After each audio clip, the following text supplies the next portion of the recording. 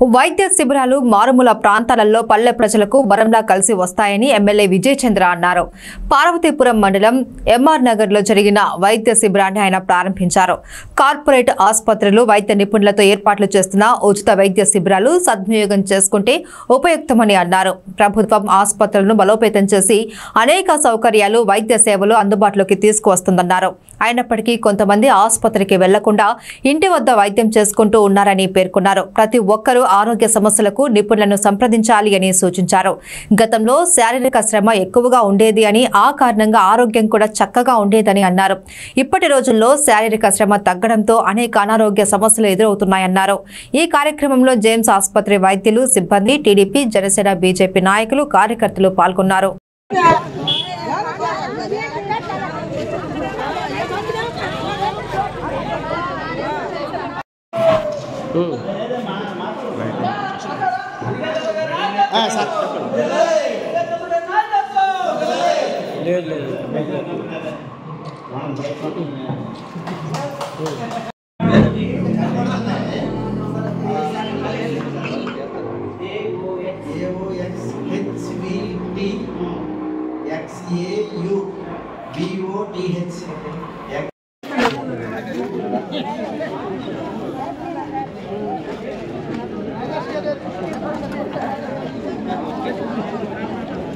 ఐదు గంటలు వేసిపోయేవారు, పొలంకి వెళ్ళిపోయి పని చేసుకునేవారు, చల్లదనం తినేసి మళ్ళీ వచ్చేవారు, మళ్ళీ మధ్యాహ్నం తినేవారు.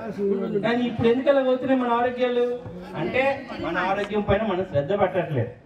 అయితే ఒకటైతే నిజం, అంటే ఇప్పుడు డెవలప్మెంట్ అడ్వాన్స్ లోకి వెళ్ళడం వల్ల మన శారీరక శ్రమ తగ్గుతుంది.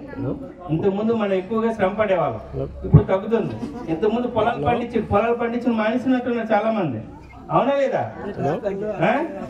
మనం పంట కూడా పండించడం మానేసాం, ఎవరికి లేకపోతే కౌలుకి ఇచ్చేయడం జరుగుతుంది.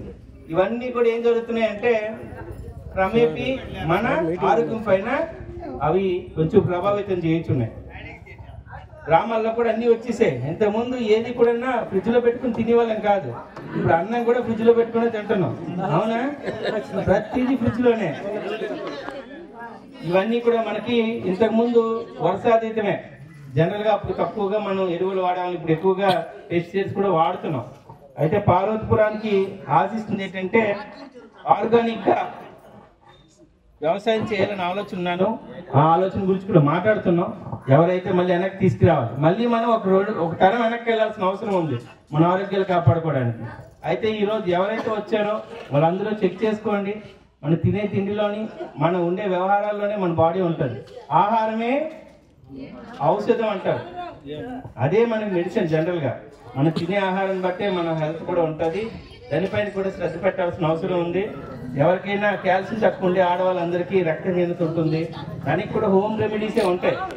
రక్తహీనతకి ఏం చేయాలి, అలాగే ఎముకల్లో బలం తగ్గిందంటే ఏం చేయాలని, అవి చాలా సింపుల్. మనం చేయగలిగితే మళ్ళీ కూడా మీ ఆడవాళ్ళకి రక్తహీనత కానీ ఎముకల్లో వీక్నెస్ కానీ ఉండదు.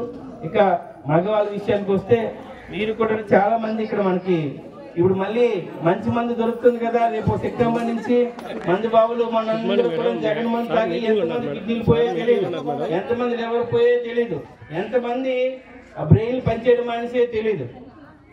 చాలా మంది ఇప్పుడు రాబోయే తరాలకి మళ్ళీ కూడా చెప్తున్నాను ఏంటంటే అది కూడా తగ్గించాల్సిన అవసరం ఉంటుంది. ప్రత్యేకంగా ఇంకెదురు చూడాల్సిన అవసరం ఉంది. మందు కూడా మానగలిగితే మన ఆరోగ్యం మనం కాపాడుకోగలుగుతాం. ఈ రెండింటిపై శ్రద్ధ పెట్టడం, ఆహారంపై శ్రద్ధ పెట్టడం, మన అలవాట్లపై శ్రద్ధ పెట్టడం వలన మన ఆరోగ్యం మన చేతిలోనే ఉంటుంది. ఈరోజు వచ్చిన వాళ్ళందరికీ కూడా ఏ సమస్యలు ఉన్నాయో అవన్నీ చాలా క్లియర్గా చెప్పండి.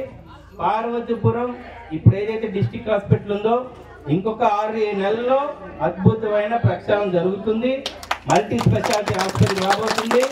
ఇప్పుడున్న హాస్పిటల్ కంప్లీట్ చేసి మనం వైజాగ్ వెళ్ళే పని లేదు, విజయనగరం వెళ్ళే పని లేదు. ఎంత పెద్ద ఆపరేషన్ అయినా ఎలాంటిదైనా మన పార్వతీపురంలోనే